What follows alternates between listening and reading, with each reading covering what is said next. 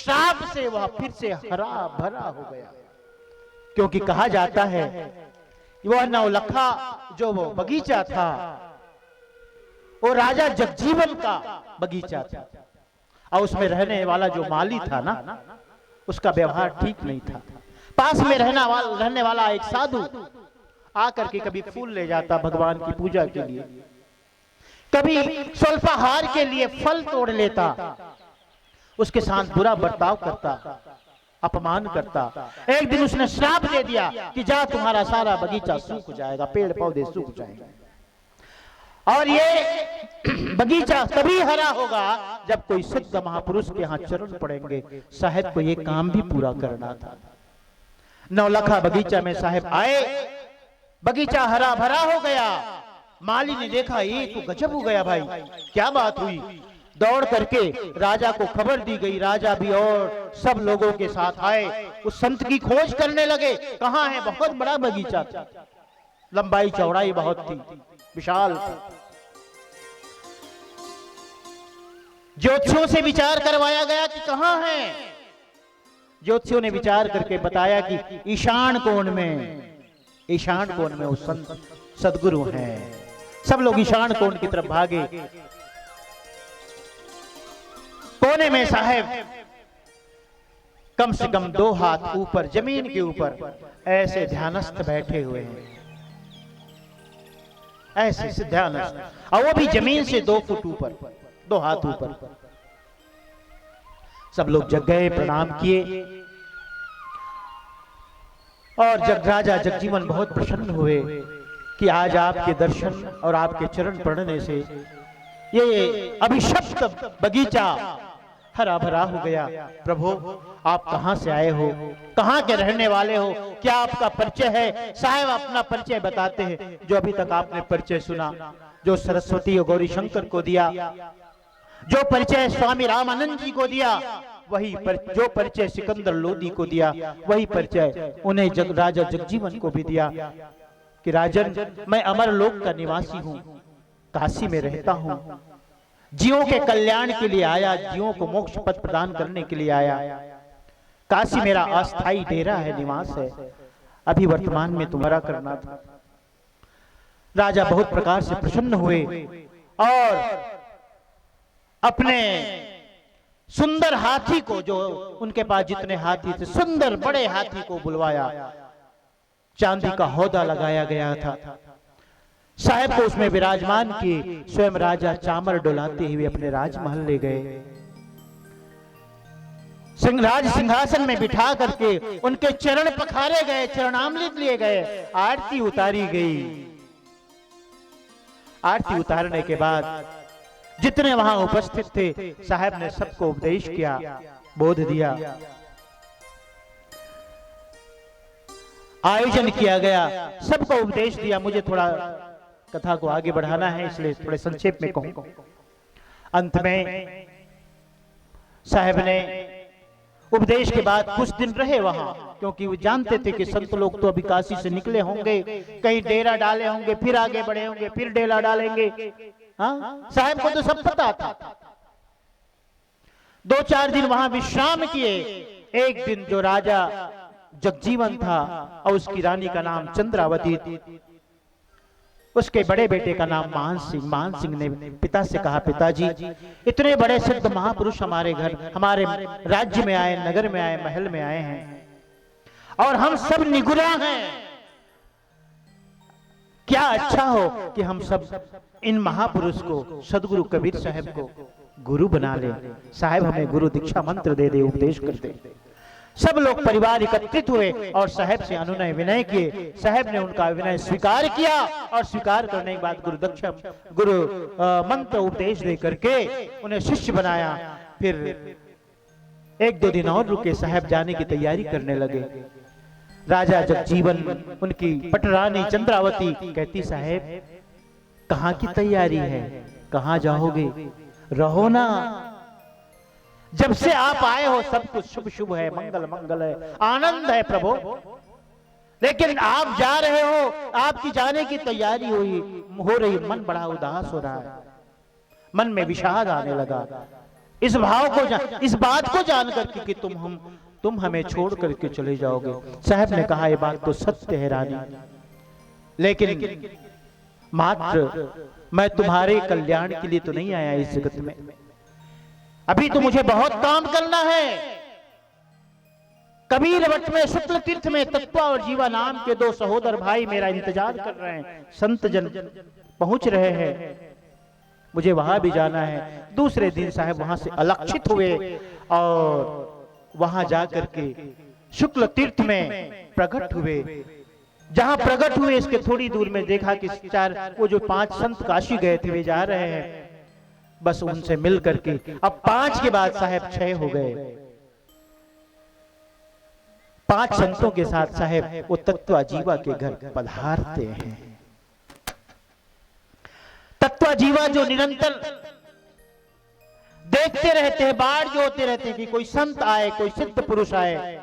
जब उन्होंने देखा 5 संतों के साथ कोई दिव्य संत, कोई दिव्य महापुरुष आ रहे हैं, उनके शरीर से आभा निकल रही है, ज्योति निकल रही है, उन्होंने उसी समय मान लिया कि लगता है आज हमारी मनोकामना पूर्ण होने वाली है, आज हमारी मनोकामना पूर्ण होने वाली है। जब पधारे हैं दोनों भाइयों ने मन ही मन तय कर लिया, अब हमें वट वृक्ष में चरणोदक डालने की भी जरूरत नहीं है। बस हमने निर्णय कर लिया कि साहब को ही हम अब गुरु करेंगे, साहब का ही हम शिष्य बनेंगे। पहले से तय कर लिया उन्होंने, परीक्षा नहीं ली साहब की। दोनों भाई बड़े भाव के साथ, षोडशोपचार के साथ साहब के चरण पखारे। चरण पखारने के बाद उस चरणोदक को ले जाकर के फिर भी जैसे डालते थे तो डाल दिए। आप भी तो ऐसे ही करते हो।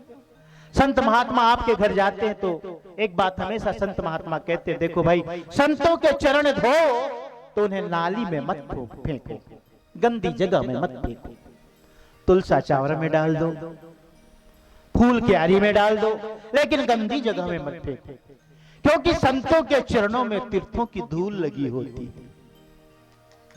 संतों के चरणों में तीर्थों की धूल लगी होती है, तभी तो कहते हैं गुरु चरणन की धूल मस्तक लागी रहे।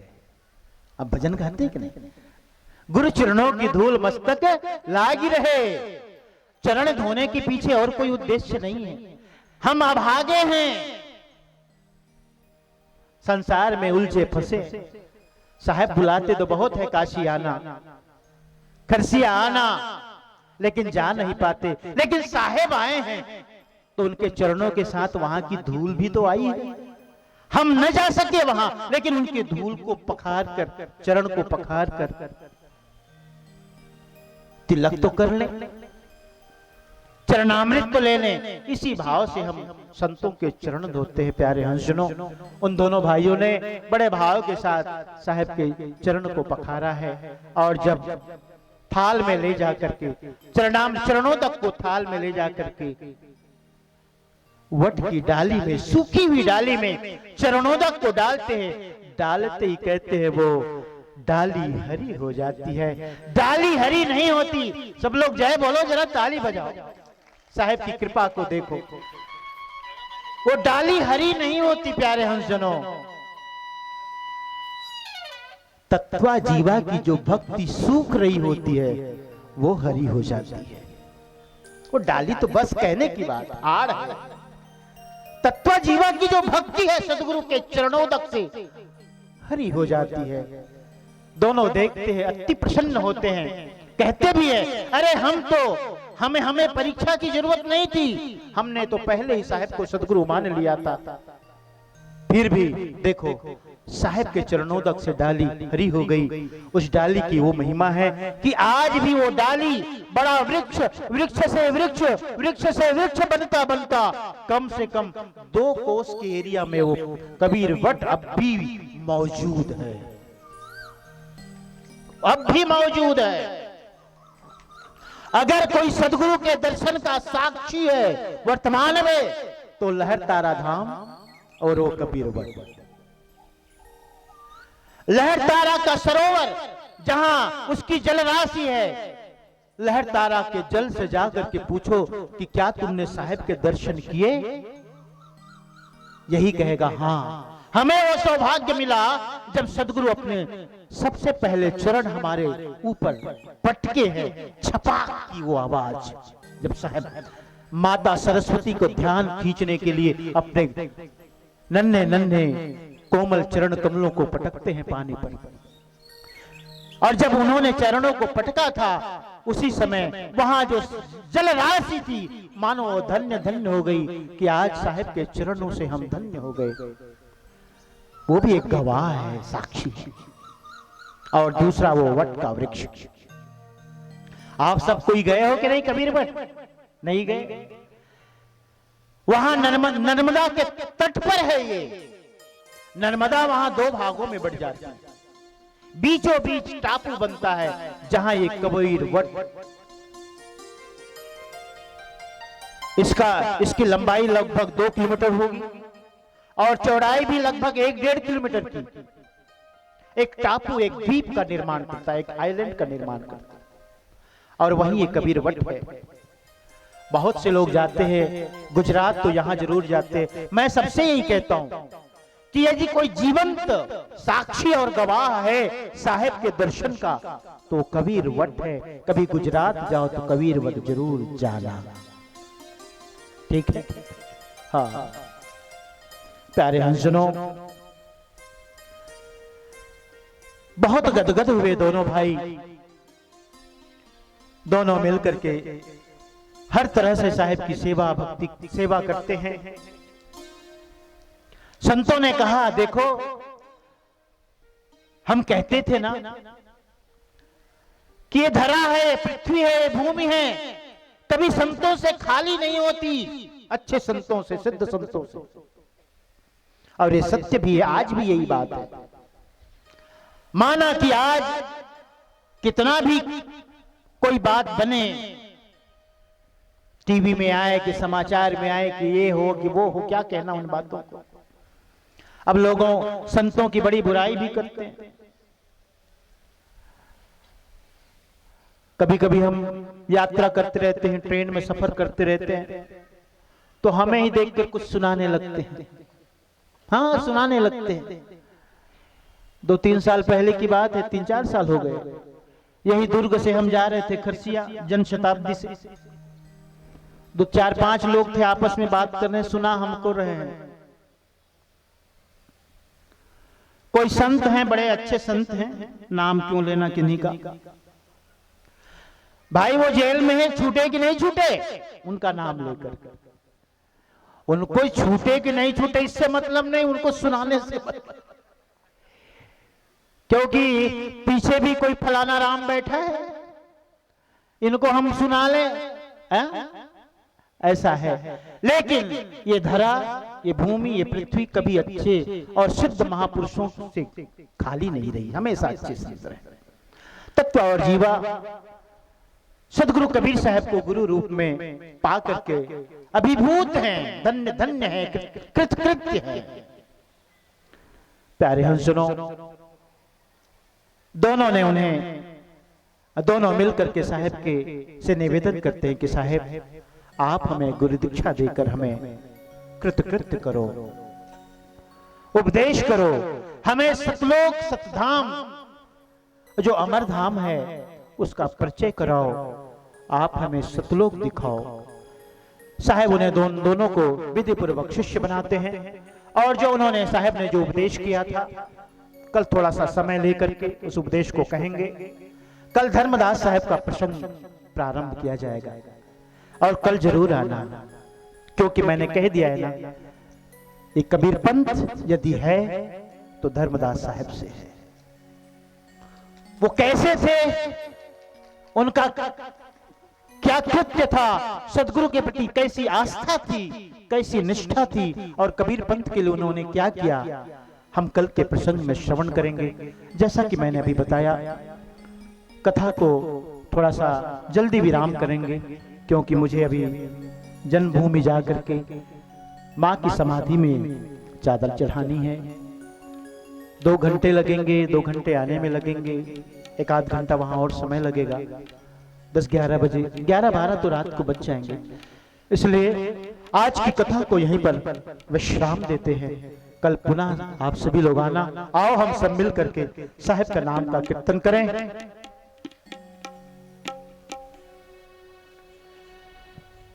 जय करुणामय जय कबीर,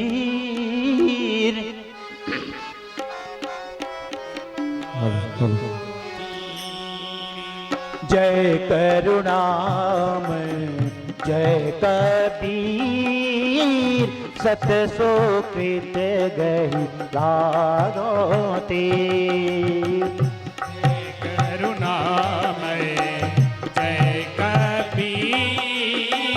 सत सुकृत गहि लागोते। जय करुणामय जय कबीर, सत सुकृत गहि लागोते। जय करुणामय जय कबीर, सत सुकृत गहि लागोते। ओ भव सागर है गहर गंभीर, है उतारे सत्य कबीर। गहर गंभीर है उतारे सत्य कबीर। भव सागर है गहिर गंभीर, के उतारे सत्य कबीर। भव सागर है गहर गंभीर, हे उतारे सत्य कबीर। जन्म जन्म की जन्म जन्म की मेटे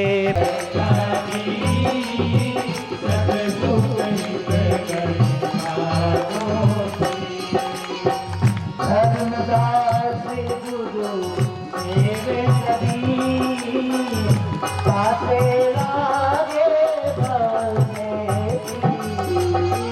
धर्मदास गुरु मेरे कबीर, पाते लागे भगे। जो जो आए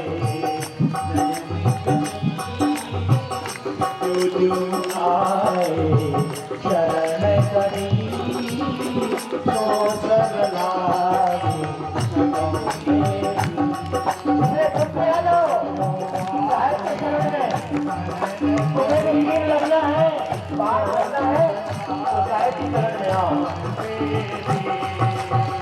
जय करुणामय जय कबीर, सत सुकृत गहि लागोते।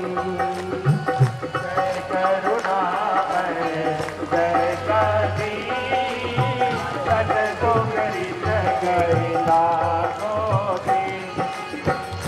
आदि जादि उपाधि करी, तो सब नाशक जपत कबीर।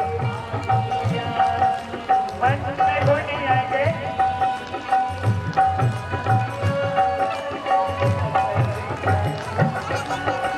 काम क्रोध मद काम क्रोध जय कबीर, सत सुकृत गहि लागोते। जय करुणामय जय कबीर, सत सुकृत गहि लागोते। सेवक संतों सुमिरो कबीर, करम भरम की छूटे जंजीर। बोलो सेवक संतों, सब लोग बोलो कबीर, करम भरम की छूटे जंजीर।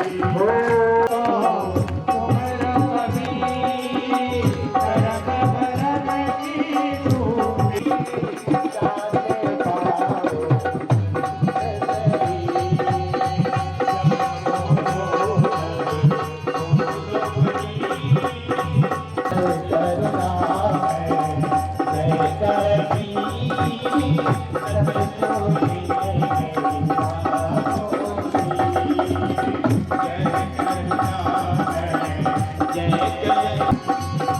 सतगुरु की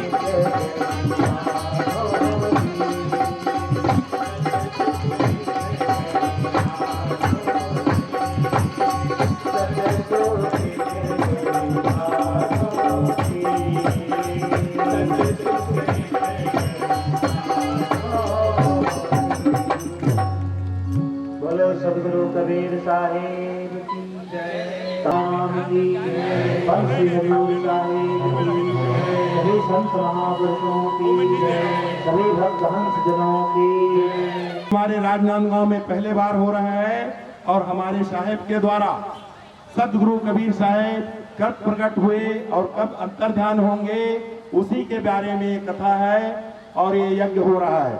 और आप जो भाई लोग हम लोग को सहयोग किए उसके लिए भी धन्यवाद। और मेरा सबसे निवेदन है कि मोबाइल का माध्यम है, अपने अपने रिश्तेदारों को और अपने अपने सगा संबंधी और यार दोस्तों को आमंत्रण करें। ऐसा मौका बार बार हमारे राजनांदगांव में हमारे साहेब के वाणी को सुनने का, अमृत वचन प्राप्त करने का ऐसा अवसर नहीं मिलेगा।